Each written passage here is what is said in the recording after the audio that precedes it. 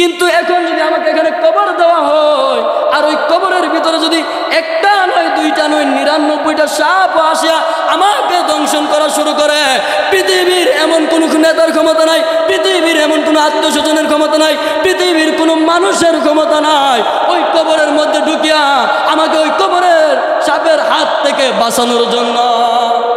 ঠিক না বেটে? অতএব ওই কবরে যাওয়ার আগে আগে আমাদের নেক আমল করার দরকার। আর এই জন্য আল্লাহ রাসূল সাল্লাল্লাহু আলাইহি সাল্লাম দুনিয়ার ধনীদেরকে, দুনিয়ার রাজা বাদশাদেরকে জ্ঞানী বলেন নাই, জ্ঞানী তাদেরকেই বলছেন যারা পরকালের জন্য নেক আমল করেছেন। ঠিক না বেঠে?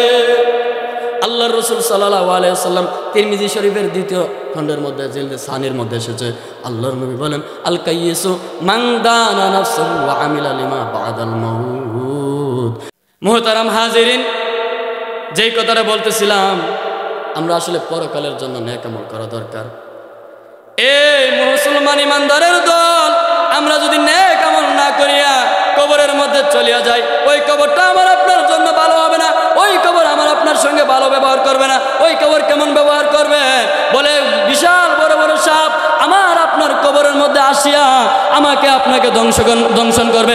বলে কেমন দংশন করবে? বলে একটা সাপ যদি একটা সবল মারে, মানুষগুলি ৭০ গজ মাটির নিচে ডাবিয়া যাবে।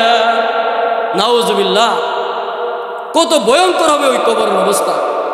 আজকে আমি আপনি এই দুনিয়ার মধ্যে আছি, এখন স্টেজের আশেপাশে যদি একটা সাপ আসে, আপনারা অনেকেই লাঠি নিয়ে আসবেন এই সাপটাকে মারার জন্য, বা আমাকে যদি সবল মারতে আসে অনেকে আসবেন আমাকে বাঁচানোর জন্য, আসবেন কি না?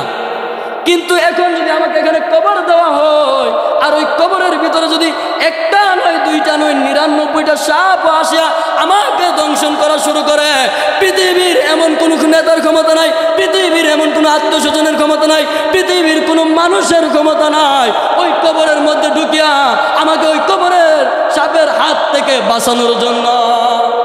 ঠিক না বেটে? অতএব ওই কবরে যাওয়ার আগে আগে আমাদের নেক আমল করার দরকার। আর এই জন্য আল্লাহ রাসূল সাল্লাল্লাহু আলাইহি সাল্লাম দুনিয়ার ধনীদেরকে, দুনিয়ার রাজা বাদশাদেরকে জ্ঞানী বলেন নাই, জ্ঞানী তাদেরকেই বলছেন যারা পরকালের জন্য নেক আমল করেছেন। ঠিক না বেঠে? আল্লাহ রাসূল সাল্লাল্লাহু আলাইহি সাল্লাম তিরমিজি শরীফের ২য় খণ্ডের মধ্যে জিলদে সানির মধ্যে এসেছে, আল্লাহর নবী বলেন আল কাইয়িসু মান দানা নাফসাহু ওয়া আমিলা লিমা বাদাল মাউত।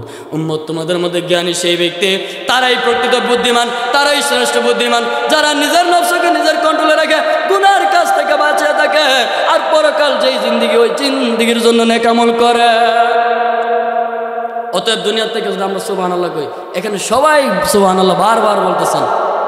এই যে বারবার বলতেছেন, আমি যদি এখন বাড়িতে শুয়ে থাকতাম, আমি আপনি যদি বাড়িতে শুয়ে থাকতাম, এই সুবহানাল্লাহ বলতে পারতাম? তে মাহফিলটা আসে না আমাদের জন্য লাভ হয়েছে না? মসজিদে আসলে লাভ হয়, মাদ্রাসায় আসলে লাভ হয়, আল্লাহ আল্লাহদের কাছে আসলে লাভ হয়।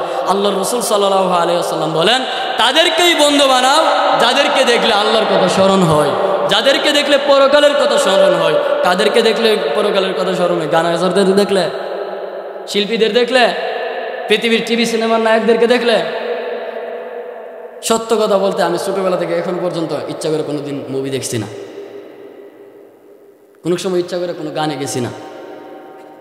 এটা আল্লাহ তাআলার একটা নিয়ামত, আলহামদুলিল্লাহ। হে যুবক, তোমার সামনে যদি আজকে বলা হয় ওই ভৈরব পার হইয়া এক